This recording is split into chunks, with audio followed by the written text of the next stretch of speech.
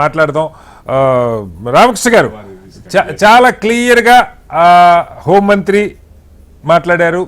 బహుశా బిల్లు ఓటింగ్కి ముందే స్పష్టంగా ప్రతిపక్షంలో చీలిక లేదని అర్థమైనట్టుగా ఉంది.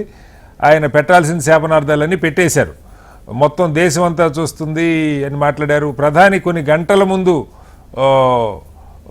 ఆడవాళ్ళని మోసం చేయొద్దు, మహిళలకు అన్యాయం చేయొద్దని ప్రధాని చాలా ఘాటుగా కూడా ఆయన ట్వీట్ చేసిన పరిస్థితి. బిల్ అయితే వీగిపోయింది. ఏంటంటే ఇది ఎవరు అడ్డుకున్నట్టు? ఇప్పుడు మహిళలకి అందరూ చెప్తున్నట్టుగా మన డీలిమిటేషన్తో సెన్సస్తో సంబంధం లేకుండా 2023లోనే పెట్టుంటే సెప్టెంబర్లో 24 నుంచే రాష్ట్రాల్లో లాటరీ పద్ధతిలో సీట్లు కేటాయించుకోవచ్చు 33% ఇస్తే. అది కాకుండా లేదు రొటేషన్ అంటే ఒకసారి ఒక వంతాడు, ఇంకోసారి ఇంకొక వంతాడు, ఇంకోసారి ఇంకొక వంతాడు వస్తాయి. అవేవీ లేకుండా దాన్ని డీలిమిటేషన్తో అలాగే సెన్సస్తో ముడిపెట్టారని మీరు ఆరోపణ చేశారు. బిల్లు వీగిపోయింది. ఇప్పుడు రేపొద్దు నుంచి తమిళనాడు, బెంగాల్ ఎన్నికల్లో ఒక పెద్ద ఎన్నికల ప్రచారాస్త్రంగా ఇది కాబోతుంది.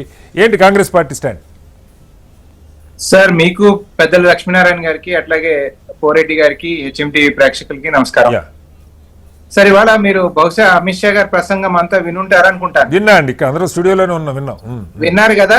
అది ఎన్నికల్లో చేసే ఒక రాజకీయ ప్రసంగం తప్ప నిజంగా మహిళలకి వాళ్ళ చిత్తశుద్ధితో చేద్దామనేది మీకు ఎక్కడన్నా అనిపించిందా? నాకైతే అనిపించలేదు. ఎందుకు చెప్తున్నానంటే ఆయన మాట్లాడిన దాంట్లో నుంచే తీసుకుందాం సార్. ఆయన ఏమంటున్నారు? ప్రతిపక్షాలు మొత్తం దీన్ని విభేదిస్తా ఉన్నాయి. 2023లో వీళ్ళందరూ సమర్థించారు, కానీ ఇప్పుడు విభేదిస్తా ఉన్నారు.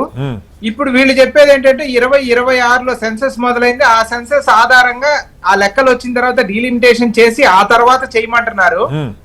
ఇదంతా జరగాలంటే అది చాలా పెద్ద ప్రక్రియ.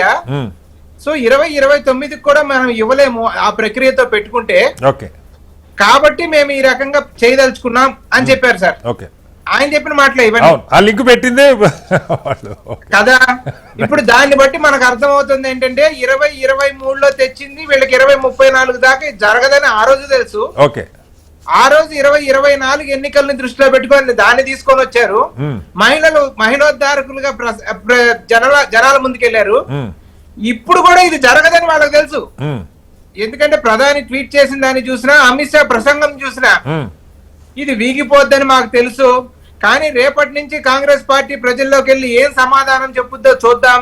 రానున్న ఎన్నికల్లో వీళ్ళని బజార్లో కూడా తిరగనివ్వరు అని ఆయన మాట్లాడిన మాటలు చూసినప్పుడు రానున్న ఎన్నికల కోసంగా ఇదంతా చేశారు అనేది స్పష్టంగా అర్థమవుతా ఉంది.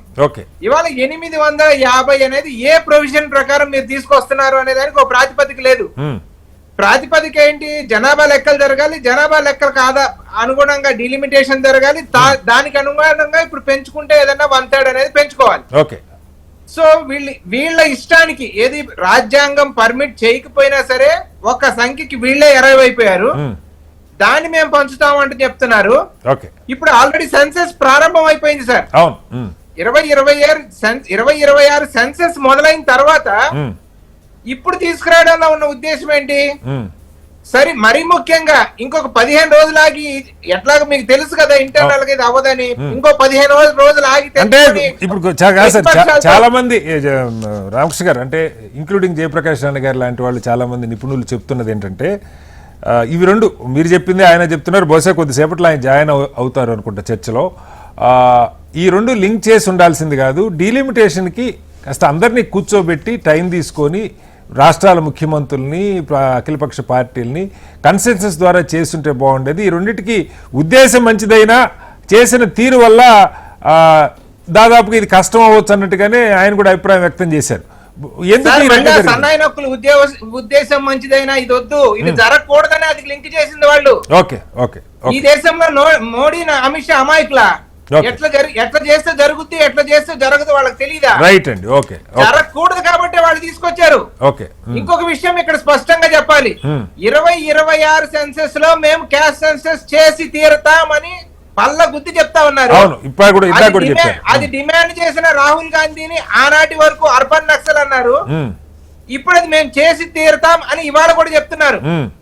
ఇప్పుడు కనుక అది చేసి తీరితే రేపు జరగబోయే డీలిమిటేషన్ ప్రక్రియలో రేపు జరగబోయే వాటాలో ఓబీసీలు తమ వాటా అడిగే అవకాశం ఉంది. ఓకే. సో ఓబీసీలకి వాటా ఇచ్చే ఉద్దేశం నరేంద్ర మోడీ ప్రభుత్వానికి లేదు. అతను బీసీ అని క్లెయిమ్ చేసుకోవచ్చు, బట్ అతను భారతీయ జనతా పార్టీ నాయకుడు, ఆర్ఎస్ఎస్ నాయకుడు. Okay. So Bharatiya Janata party ఎజెండాని, RSS ఎజెండాని Modi అమలు చేస్తాడు తప్ప తాను ఓబీసీ అని ఓబీసీ పక్షం తీసుకోడు. తీసుకుంటే గంట ఉంచరు అక్కడ అతన్ని. రైట్. ఇప్పుడు నాకు కాదు సార్, నాకు ఎందుకంటే నిజంగా కూడా దేశంలో మహిళలు చాలా సంవత్సరాల నుంచి 50 ఏళ్ళ నుంచి కనీసం ఒక 80s లేట్ 80s నుంచి ఇది జరుగుతుంది అని ఎదురు చూస్తూ ఉన్నారు. కొన్ని సందర్భాల్లో మీరు ప్రయత్నం చేశారు, వాజ్పేయి గారు ఉన్నప్పుడు కొన్ని ప్రయత్నాలు జరిగినాయి, మీరున్నప్పుడు రాజ్యసభలో అన్న పాస్ అయింది. ఇప్పుడు యాక్చువల్గా గత 10-12 ఏళ్లలో పూర్తి మెజార్టీ ఉంది. ఈసారి స్పష్టమైన మెజార్టీ లేదు, కానీ బీజేపీకి లాస్ట్ టైం చూసుకుంటే ఎన్డీఏకే 340 స్థానాలు ఉన్న పరిస్థితి. అప్పుడంతా దాని జోలికి పోకుండా ఇప్పుడు మెజార్టీ లేదు, 2/3 అసలు వచ్చే అవకాశమే లేదు స్పష్టంగా కనపడుతున్నప్పుడు ఇప్పుడు ఎందుకు తీసుకున్నట్టు దీన్ని? సార్, కేవలం తమిళనాడు, బెంగాల్ ఎలక్షన్లు స్పష్టంగా అక్కడ ఉన్నాయి. బెంగాల్లో మరి ముఖ్యంగా మహిళలు మమతా బెనర్జీకి చాలా ఆదరణ ఉంది. ఓకే. సో దాన్ని మనం ఫేస్ చేయాలి. పైగా ఈ 2 రాష్ట్రాల్లో వీళ్ళకి ఎజెండా లేదు మాట్లాడడానికి. 2 రాష్ట్రాల ఎజెండా ఏంటి చెప్పండి? ఇప్పుడు వరకు భారతీయ జనతా పార్టీ ఎన్నికల ప్రచారం తమిళనాడులో గానీ బెంగాల్లో గానీ ఎన్నికల ఎజెండా ఏంటి, దేని మీద మాట్లాడారు? ఓకే. మోడీ గారి ఘనత, మోడీ గారి గొప్పతనం, మోడీ గారి విదేశాంగ వ్యవహారం, పడిపోతున్న డాలరు, గందరగోళ స్థితులు, ఇవన్నీ మాట్లాడే పరిస్థితులు అక్కడ లేదు. అక్కడ పూర్తి నెగిటివ్ ఉన్న పరిస్థితి. ఒక ఎజెండా కావాలి. ఓకే. ఓకే. ఆ ఎజెండా కావాలన్నప్పుడు దీన్ని ఎజెండాగా ముందుకు తీసుకురావడం జరిగింది తప్ప డీలిమిటేషన్ దీనికి అనుసంధానం చేస్తే అది జరగదు అని వాళ్ళకి